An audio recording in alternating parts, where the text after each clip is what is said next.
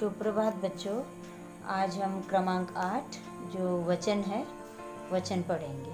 वचन को बच्चों अंग्रेजी में नंबर भी कहते हैं। अब देखिए वचन क्या होते हैं।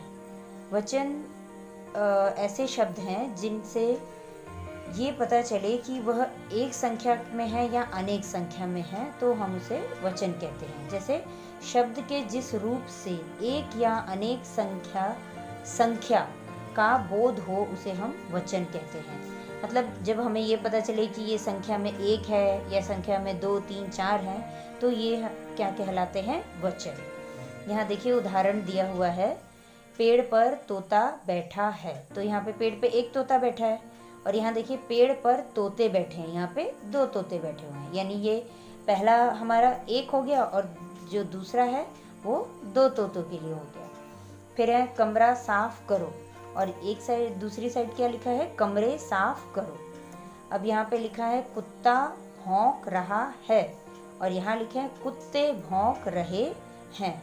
तो एक कुत्ता, यहाँ पे जो कुत्ता बताया गया है वो एक के लिए है, और कुत्ते यहाँ पे 3 के लिए है।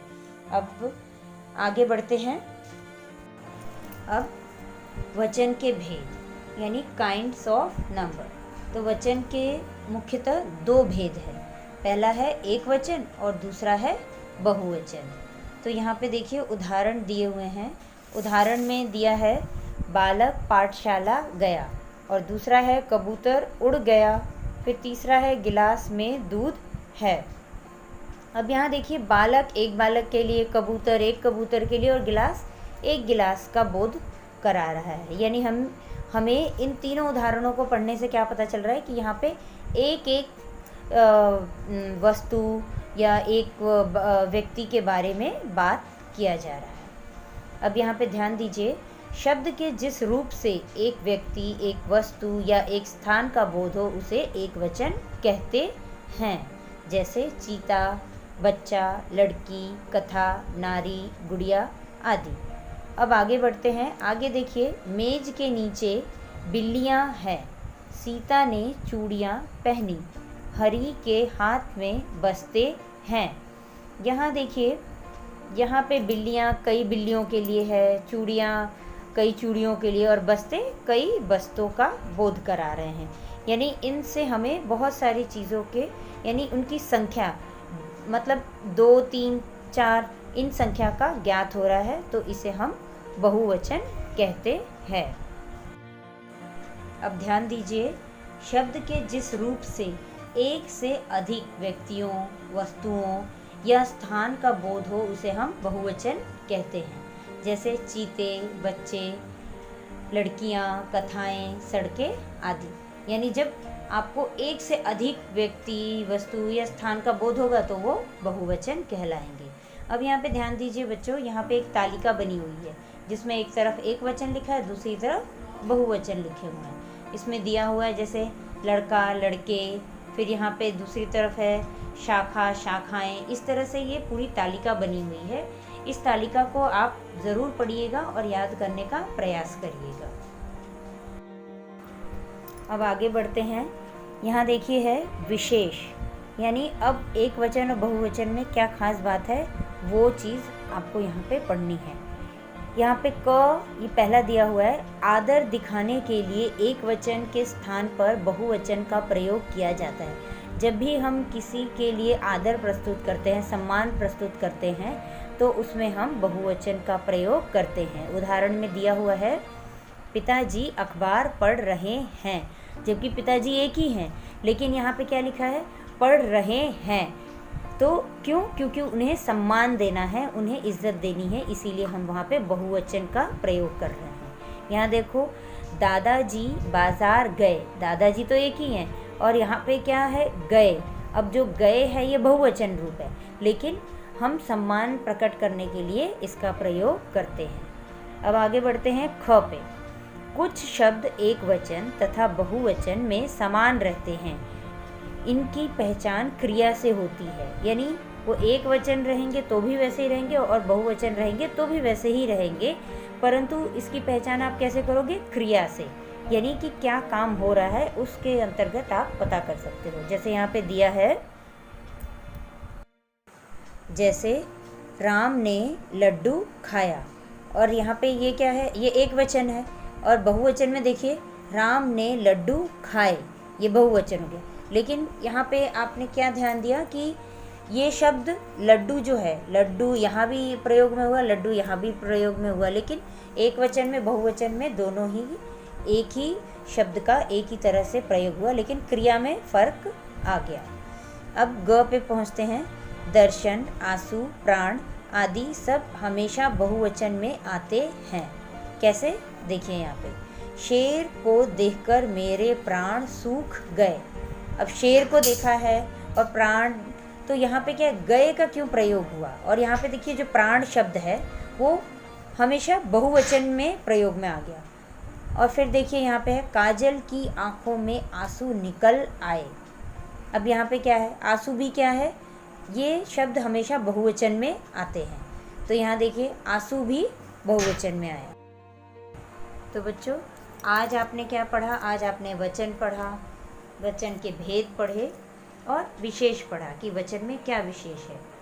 अब हम आगे बढ़ते हैं अभ्यास की तरफ। अभ्यास की भी चर्चा कर लेते हैं। तो अभ्यास में पहला है मिलान करो। तो पहला है किताब, तो क्या होगा इसका? किताबें। जूता, जूते। कुत्ता, कुत्ते। नदी, नदियाँ। कथा, कथाएँ। फिर प्रश्न 2 है सही विकल्प चुनो। यहाँ पे आपको 3 विकल्प दिए हुए हैं, उसमें से जो सही है उसको आपको चुनना है और उस पर सही का निशान लगाना है। लड़का, तो यहाँ पे पहले से ये किया हुआ है हल, इस पे लगा हुआ है लड़के के ऊपर सही का निशान। फिर है कहानी, तो क्या होगा? कहानियाँ। तोता, तोते। फिर टोपी, टोपियाँ। अब प्रश्न 3 पे आ जाइए। कोष्ठ में दिए गए शब्द के बहुवचन से खाली स्थान भरो। यहाँ पे कोष्ठ में यानी ब्रैकेट में आपको दिया हुआ है जो शब्द, उसके बहुवचन रूप से हमें इस खाली स्थान को भरना है। कक्षा में सभी लड़का शांत बैठे थे, नहीं, क्या होगा? लड़के शांत बैठे थे। लड़का का बहुवचन रूप हमने क्या लिखा? लड़के। ख देखिए, डैश घास चर रही हैं। यहाँ बकरी है तो क्या होगा? बकरियां घास चर रही हैं। यहाँ पे ग पे देखिए, वसंत डैश का राजा है। तो यहाँ पे क्या दिया है? ऋतु। तो ऋतु का बहुवचन रूप क्या होता है? ऋतुएं। लेकिन यहाँ इस वाक्य में हम कैसे इसको प्रयोग में लाएंगे? ऋतु, वसंत ऋतुओं का राजा है। हम ऋतुएं नहीं लिखेंगे, यहाँ पे क्या लिखेंगे? वसंत ऋतुओं का राजा है। फिर है घ, डैश भौंक रहे हैं। तो कुत्ता का बहुवचन रूप क्या है? कुत्ते।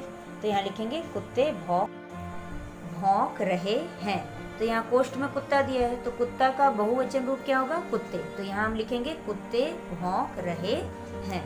अब प्रश्न 4, रेखांकित शब्द का वचन बदल कर शुद्ध करो। अब जिन शब्दों के नीचे, जिन शब्द के नीचे रेखा खींची हुई है उसे हमें शुद्ध करके लिखना है। यहाँ देखिए क, बिल्लियाँ चूहे के पीछे दौड़ रही हैं।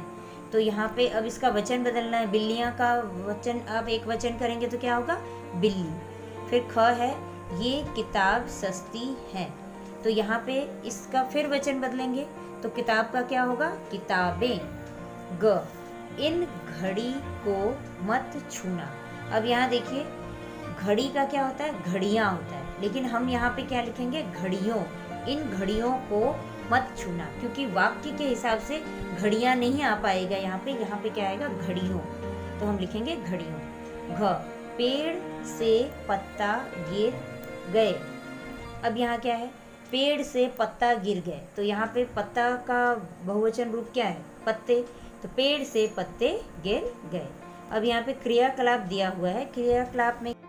क्रियाकलाप क्या है कि मटके में कुछ शब्द मिल गए हैं, उन्हें एक वचन व बहुवचन की श्रेणी में बांटकर लिखना है आपको। ठीक है, यहाँ पे तो चार्ट बना हुआ है लेकिन आप इसी में लिखेंगे। तो आपको कुछ नहीं करना है, आपको क्या करना है कि इसमें से ढूंढना है कि एक वचन कौन से शब्द में हैं और बहुवचन कौन से हैं, उनको लिखना है। तो बच्चों आज हमने क्या पढ़ा? आज हमने वचन पढ़ा, वचन के भेद पढ़े, उनमें जो विशेष होते हैं वो हमने पढ़ा और अभ्यास पे चर्चा की। तो आज आपका गृह कार्य यही है कि वचन को पढ़िए, समझिए और अभ्यास का पूर्ण करने का प्रयास करिए। धन्यवाद।